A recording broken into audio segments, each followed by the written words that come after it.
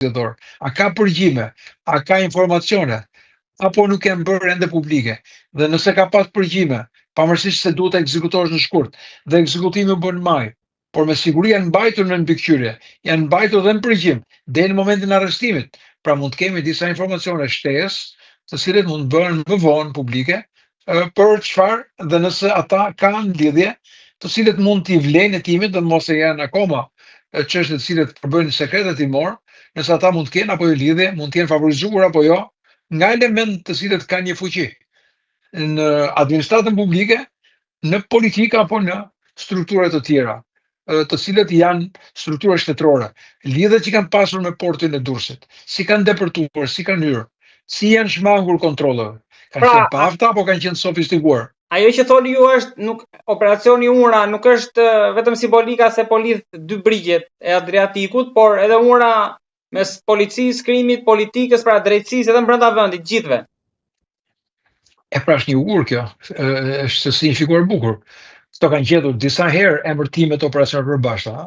siç ishte rasti Shpirti apo operacioni tjetër, pra që përfshihen brenda këtij të hetimi.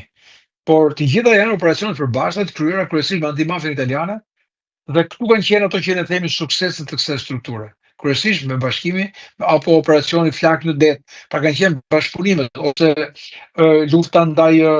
goditjes grupeve mashtruese të call centrave, të cilët grabishin parat e gjermanëve apo të spanjollëve, kur kemi operacione të përbashkëta me Spanjën, operacione të përbashkëta me gjermanët e tjerë. Këto janë ato që janë më shumë të dukshme dhe më shumë i kanë vlerësuar strukturën e posaçme. Sigurisht që Spaku nuk mund ta mohojmë atë pjesë të cilët është pjesë shqiptare, që nuk ka lidhje me tuajt, që ka lidhje me korrupsion, arrestimet e drejtorëve të një bashkie, arrestimi i kryebashkiakut të Tiranës, i cili sot është në hetim me mas sigurie, dhe ndaj politikanëve të tjerë që ka dosje korrupsioni apo abuzime. Një pjesë jo e vogël e kryetarëve të bashkisë sot janë në burg apo dhe po vuajnë dënimi, një pjesë janë në proces hetimi, jo pak politikanë janë për të marrë përsëri në hetim të dyshuar, të paktën publiku flet dhe media flet për arrestime të mundshme. Që mendoj tani mas procesit zgjedhor, mendoj që periudha e korrikut do të jetë një periudhë intensive, që do të kemi surpriza dhe do të kemi një ngjarje. Mezi korrikut i parashikoj sipas asaj që un kam informacionet e mia. Mes korrikut mund finalizohen hetimet për atë që ndodhi në prill dhe në maj gjatë fushatës zgjedhore. Gjatë fushatës zgjedhore, por dhe për persona të tjerë, të cilët nuk lidhen me procesin zgjedhor, por që lidhen me hetimin për korrupsion dhe për abuzimet e tyre. Zoti Softa, me qëllim dhe tek politika, ju i keni analizuar mjaft mirë dhe zgjedhjet e fundit e jo vetëm, por nga ambasada amerikane nuk kemi një përgjigje, një reagim për urim për zgjedhjet, por kemi një deklaratë ambasadës që u bën thirrje pra të zyrës së DEA-s, u bën thirrje shqiptarëve që të denoncojnë nëse kanë informacion. Pas këtij operacioni, pra ka ardhur postimi i ambasadës amerikane. Shikon në çdo rast që kemi DEA-n, është patjetër mbrapa është droga dhe është kanabisi, janë drogat e forta, janë kokaina dhe heroina. E kemi këtu DEA-n. Aty ku është heroina, është DEA. Flas në gjitha grupet dhe rrjetet ndërkombëtare të trafikimit lëndëve narkotike që kryesisht lidhen me Amerikën e Jugut, me Amerikën Latine, me zonat të njohura si vendet tregtuese dhe prodhuese të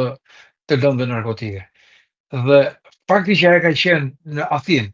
dhe mbulon të hapësirën ballkanike, dhe fakti që më në fund të hapën një zyrë në Tiranë, tregon një shqetësim në rritje të amerikanëve lidhur për influencën dhe të qenurit faktor të grupeve shqiptare, të cilët sot nuk janë më përndarës, nuk janë më ndërmjetës, po janë financues dhe edhe janë edhe aktor, qoftë edhe në vendosjen e çmimeve apo lëvizjen e rregullat të tregut në raport me lëndët narkotike. Dhe kjo thirrje në këtë moment e ambasadës amerikane vërtet është diplomaci, por është syri dhe veshi i Departamentit Amerikan Shtetit. Dhe çdo deklarat apo çdo informacion që ata bëjnë, nuk mund ta bëjnë kurrë jashtë politikave që i vijnë nga Departamenti Amerikan i Shtetit. Dhe si e tillë në një moment të tillë delikat, pra mbas këtij operacioni, sjellte në vëmendje dhe rikujton edhe një herë të tjerë të bërë më parë që kushdo që ka dhëna dhe informacione ose indicie që mund të ndihmojnë në hetimin e ideas është WhatsAppi dhe emaili i tyre. Këta e kanë bërë dhe kur ishin pa ardhur në Shqipëri, po e përsërit pikërisht në këtë moment ambasadën amerikane duke dhënë këtë njoftim. Ky njoftim sigurisht është i rëndësishëm sepse e kanë e parën në politikat e tyre, e dyta e kanë në praktikat e tyre në shumë vende tjera, të cilët janë në zonat nxehta dhe janë të përqendruar në mënyrë të veçantë për të marrë jo vetëm nga burime zyrtare, por edhe nga burime publike, të cilët mund të ndihmojnë dhe mund të ndihmojnë patjetër në hetimin e një ngjarje apo të grupeve të ndryshme të grupeve kriminale. Të që u intereson atyre më shumë se sa një reagim për zgjedhjet, kjo për lëndët narkotike që është fokusi i tyre, edhe që kanë, domethënë, edhe deja në zyrën, njerëzit e tyre ekspertët pranë spakut, puna vazhdon nga krahu tjetër. Shqipëria bëri 2 evente. Një që ishte Giro Italia, duke krijuar atë idenë se ky aktivitet bëhet pikërisht në një moment, një ditë, 2 ditë, pra edhe në heshtjen zgjedhore, patëm një aktivitet tillë dhe pikërisht një ditë apo 2 ditë mbrapa kemi një summit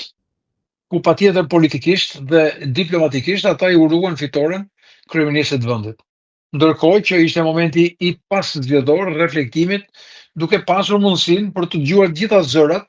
se mund të ankohen apo mund të kenë vërejtje apo mund të